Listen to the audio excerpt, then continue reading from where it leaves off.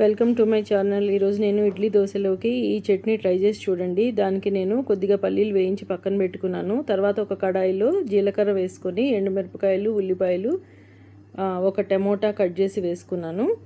దానిలోనే చిన్నులపాయలు, కొద్దిగా ఒక చిన్న అల్లం ముక్క వేసుకున్నాను. దానికి 2 రెబ్బలు చింతపండు నానబెట్టుకుంది కూడా వేసుకున్నాను. ఇప్పుడు వేయించుకున్న పల్లీలు కూడా దీనిలో వేసేసి కలుపుకోవాలి. కొద్దిగా పసుపు వేసుకున్నాను. అవన్నీ కొద్దిగా వేగిన తర్వాత పక్కన పెట్టుకోవాలి. ఈ చట్నీ చాలా బాగుంటుందండి టేస్ట్. ఇది పక్కన పెట్టుకున్నాను. దానికి సరిపడా కొద్దిగా ఉప్పు వేసుకున్నాను. ఇప్పుడు దానిలోకి తిరగమాత పెట్టుకున్నాను. కొద్దిగా నూనె వేసుకొని కడాయిలో జీలకర్ర, ఆవాలు, కొద్దిగా కరివేపాకు వేసుకున్నాను. ఇప్పుడు ఈ చల్లారిన టమోటా, ఉల్లిపాయ ముక్కల్ని మిక్సీ వేసుకున్నాను.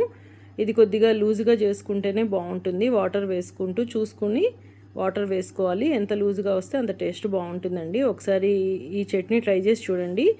ఇది మనకి తిరగమాత కూడా వేసుకున్నాను. చట్నీ అయిపోయాక ఇడ్లీ, దోశకి ఈ చట్నీ చాలా బాగుంటుంది. ట్రై చేసి చూడండి.